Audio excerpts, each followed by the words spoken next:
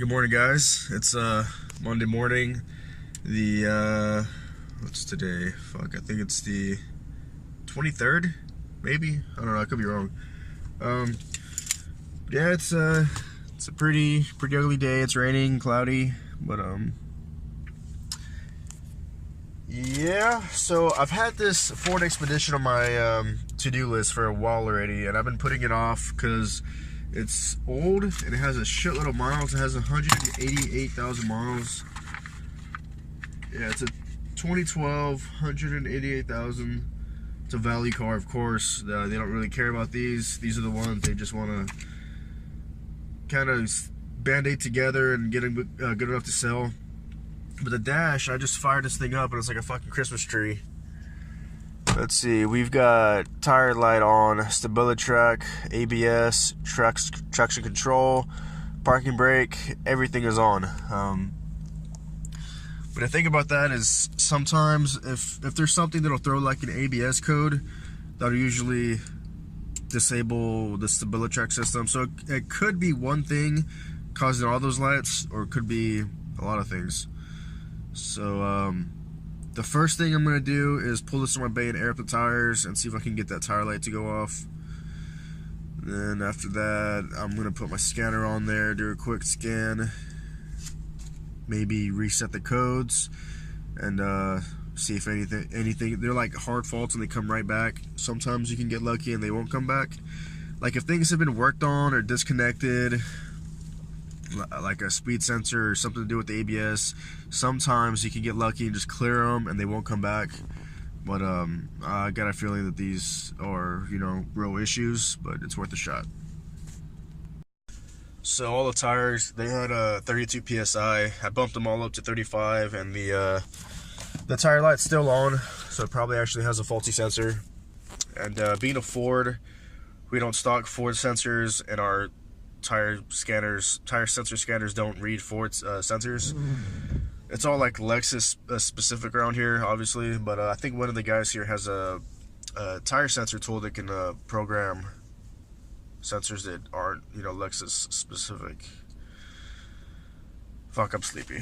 Sorry, I can barely talk. But oh, and of course my scanner's dead. I left it on over the weekend, so it's completely dead.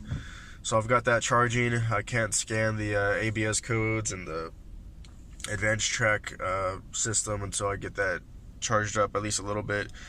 So I'm gonna go on my first test drive, check for driving issues, the vibrations, the shaking, the brake pulsation, the shit like that. Make sure everything's straight. But since this is a value line, they don't really care about anything that's like I've tried to write up to balance tires at least 3 or 4 times, and every time they've canceled them. They will approve machining the rotors, but they don't really care if the tires gonna be balanced. They don't even worry about it. And they do approve alignments.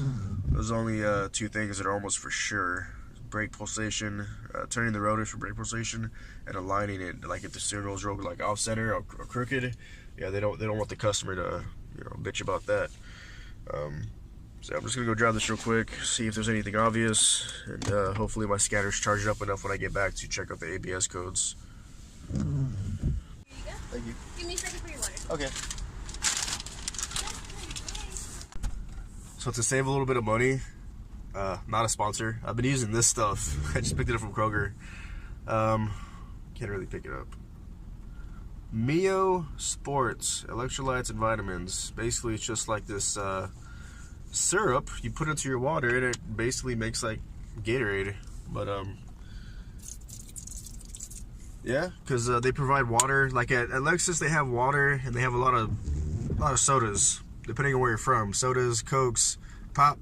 I don't know. I just call them. I call them by what it is. They have Sprite, Coke. I think they have Dr. Pepper. They have all kinds of shit like that. But that's not really what you want to be drinking when you're super hot and dehydrated sometimes. So I thought it'd be cool to just use one of these things. I've never actually used these before, but it's pretty good. So yeah, I'm even getting just water from restaurants and shit, just using this to mix with the water, because it's free. Okay, so What I've noticed on this is nothing really. I mean, the steering wheel straight. It drives pretty good for having so many miles, surprisingly. I'm gonna just eat real quick and make sure the brakes are good. It'll probably be good to go.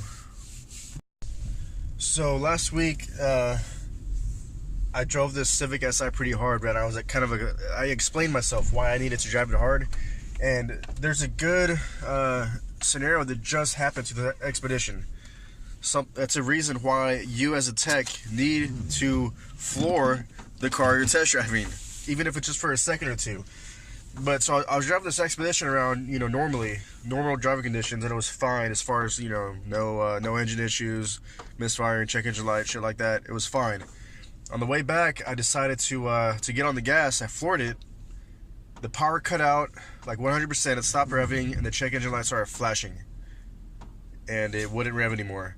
So if I wouldn't have done that, if I would have driven it normally, I would have addressed the ABS issue alone and take care of that and just assume that there was no check engine light and all that was fine, and the customer would have gotten on it. And if the customer would have done what I did, driven it hard and floored it for a second or two just to merge the traffic or whatever he's doing, it would have shut down on power, check engine light flashing, and I might have been dinged for missing an issue with that. So yeah, when I hook up my scanner and I scanned the entire system, it turned off already. It was weird. The check engine light was flashing and then it went away. But I'm gonna scan the entire system and it should pop up. I'm gonna guess these are notorious for like timing issues. Right now I'm doing the scan, checking every module and shit to see what's going on. Right away, there's one fault code in the PCM. Sorry, it's like as it's going, it's refreshing. But there's one code in the PCM, one code in the ABS module. So, is it done yet? Yeah, it's done. And one code in the smart junction box.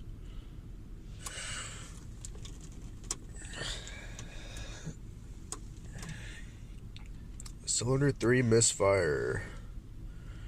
Alrighty. So,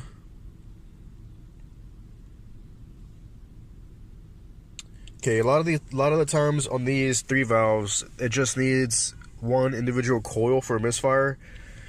But there's a chance it could be a spark plug, which these are notorious for. Like when you back them out, carbon builds up on the ceramic of the plug, and when you try and back out the spark plug, the ceramic like gets seized in there in the head, and the spark plug will just break in half, and like the bottom half of the plug will just get stuck in the head. So to diagnose a misfire like this, typically what I would do is like I would swap over the spark plug and the coil from cylinder 3 to another cylinder. And if that didn't work, I would also swap over the injector. And if that didn't work, then I would start like checking compression and making sure the valves are opening all the way, because sometimes you can have like a rounded off cam that's not opening the valve. That also causes a misfire. So basically it goes checking your ignition, checking your fuel, and then checking your compression. Without those 3 things, you're going to have a misfire. And when I say compression, that also means the cam lobe, because if the cam lobe is rounded off and not letting enough air in, you're not having if there's not enough air in the chamber, you're not having the right compression. So to sell this, what I'm going to try to do is, just to make my life a little bit easier, I'm going to swap over the coil and leave the spark plug alone and see if I have any luck with that. Because I don't want to risk fucking up the spark plug and then they just kick this to auction and I, just hassle with this for nothing. So, yeah, okay, that's enough of that. I'm going to go on to the ABS module and see what's up with that. Hopefully that misfire is an easy fix.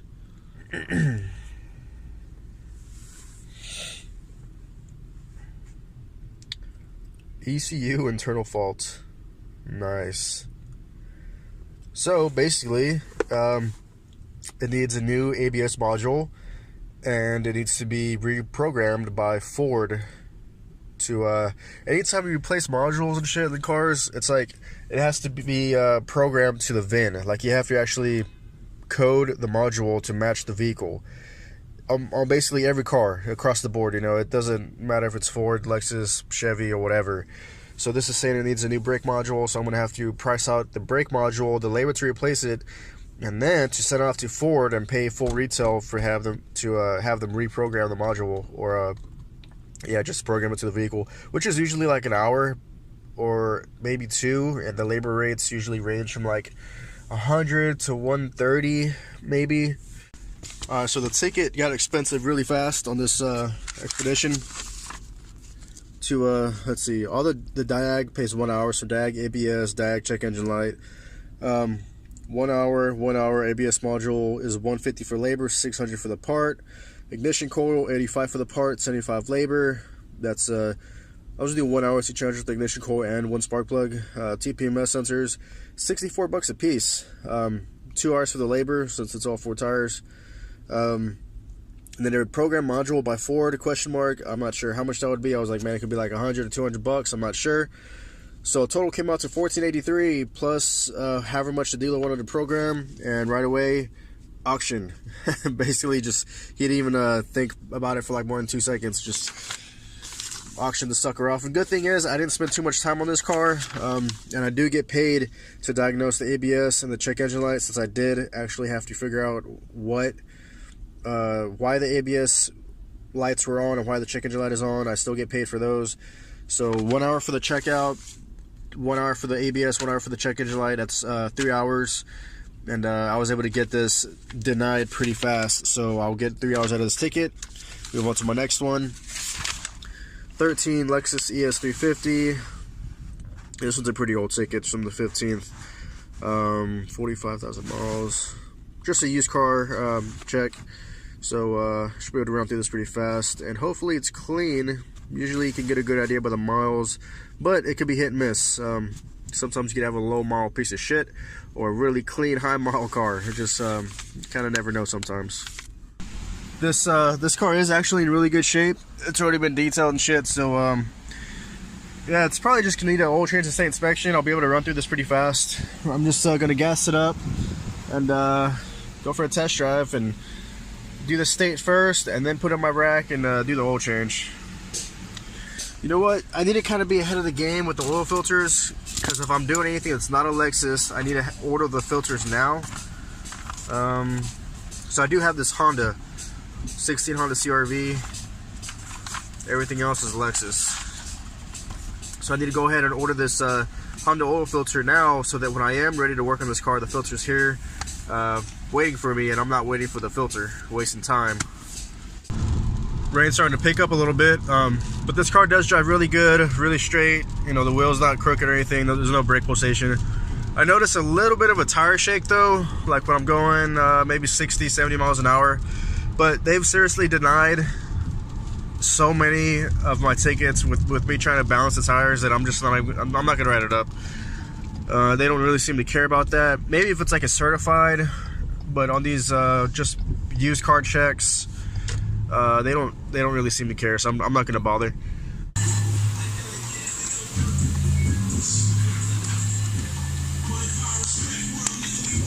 Well, luckily I was able to run through this car pretty fast. It's 10:30 and I've flagged 4.5 hours. So it's not great. I am beating the clock, but I'm not exactly killing it right now, but it's all good. It's Monday morning. It's my week to work Saturday, so that's kind of a bummer. So either I can just kind of work a little bit less every day, or I can just bust my butt 6 out of the 7 days of the week. So I'm not quite sure. I was going to go with the flow and see what I can do. So this is my next car, 13 Lexus GS350.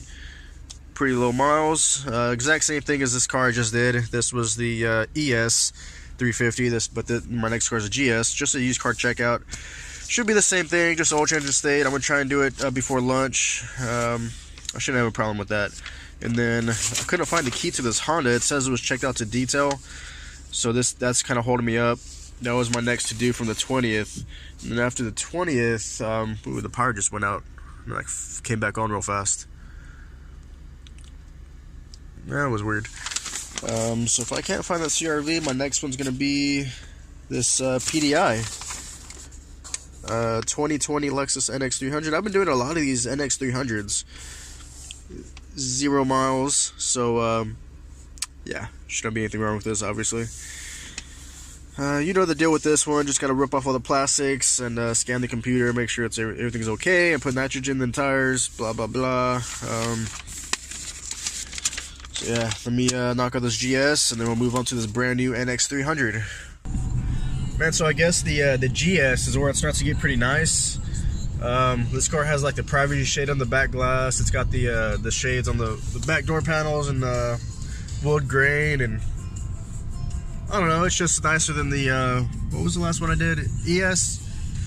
I'm still getting familiar with all these Lexus models and shit, but I think it goes from like order from bottom to top as far as like you know how nice the trim level is. I think it's ES, GS, and then LS.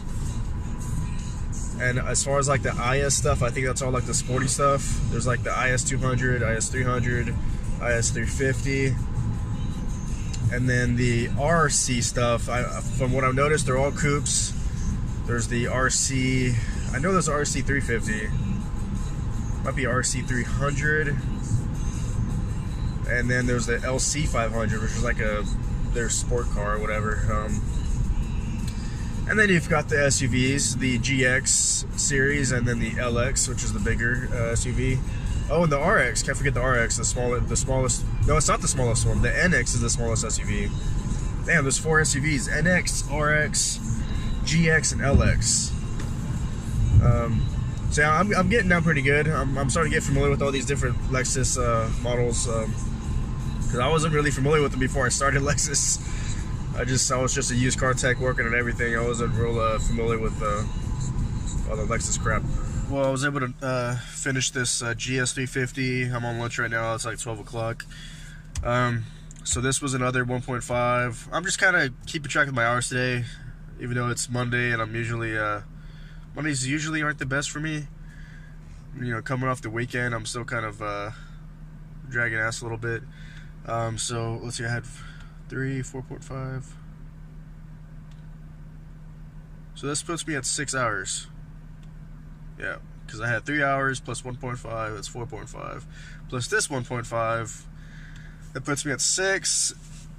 And it's 12 o'clock, that's 6 hours and 4 hours that I've worked. I don't know, that's pretty good, I guess.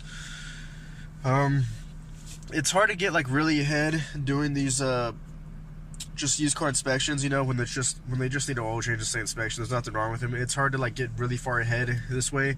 What's the money makers is like when they need parts and shit fixed and replaced and diagnosing, and that's where we can really get ahead and start to make some good hours, for me anyway. But yeah, I'm just gonna grab some Burger King and just kind of chill for an hour. Usually I haven't been taking lunch, but today I'm gonna actually take my lunch break. See what I can. That NX300, that's gonna be my next car, because the key for the Honda CR-V is still in detail. They've had it for a couple days. They're bad about, they'll finish the work, right? They'll finish the detail, but they hold on to the key. They're bad about that. But I'd rather do that new car anyway. They're easy to work on, and pays more too. So I'm just gonna go straight to that new car inspection, the NX300. Year 2020, 0 miles. Pretty easy to do. Went ahead and checked to see if the Honda CR-V key was in the box, and it's not. Detail still has it. And I'm having a hell of a time trying to find this new car inspection, the 2020 NX300. I can't find this shit anywhere.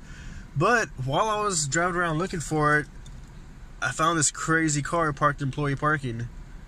I've never actually seen one of these up close, but I'm gonna do a quick walk around because I don't want to look like a creeper. But it's pretty cool. Let me get this on video.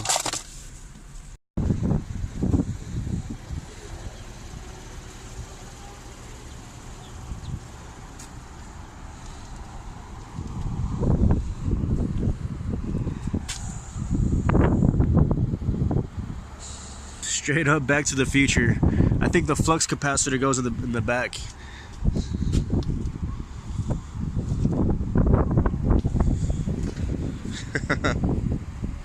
Pretty cool. It's cool how it looks like a raw aluminum finish. Like it looks like brushed aluminum and it was like clear coated or something. Pretty cool. It's in really good shape. So the only reason I was able to find this NX300 is because it was the first NX300 I saw that it was wrapped in plastic. You know, it's got that white shit on the hood and the roof and all that. And it just so happened to be the one I was looking for. The VIN number matched to the key that I had. But it's got... This is a good example of why we have to go through these cars. Because this car has... Where's the camera? It has 5 miles. It has the stability track light on, and the pre-collision crap is off. There's a fault in that system. So it's a brand new car, and there's issues with it. So that's why we have to hook up the laptop on every single brand new car and just make sure everything's okay. It's probably just because it lost voltage, I'm guessing. That's usually, I had one before that had like a pre-collision issue too on a brand new car, and it was just because it had lost voltage. And even when you change the battery on these new Lexuses, you have to go in and like reconfigure the collision sensors or the advanced parking sensors or something like that. So yeah, they're getting more and more complicated. You can't even just change a battery anymore without having to like potentially go to the dealer to reconfigure crap. Pretty frustrating, but yeah, I should just have to hook up the computer and clear the codes. Usually it's not more involved than that, but we'll find out here in a minute. Nitrogen machine draining the tires, and it's gonna refill them with nitrogen. I'm scanning the system now to see why I'm having all these collision warnings and stability track and all this crap going on with the brand new car. Health check. This does take a while to go through. So while this is going through and scanning all the systems and everything, I'm gonna go in the computer and I gotta set like I don't know, radio stations, dealer information. I have to put that in the GPS, and there's a lot of stuff I have to do. It's weird. It's like they want 2 FM stations, 2 AM, 2 satellite stations, and yeah, I don't know. It's pretty fast. I really don't like these. These take a lot longer than the this is the NX300, right? And the RX has like this knob that you can move around like a mouse, but this touch one, it takes a lot longer to go through the do the setup and adjust everything on the screen. I don't like this. I like to physically have the knob to move.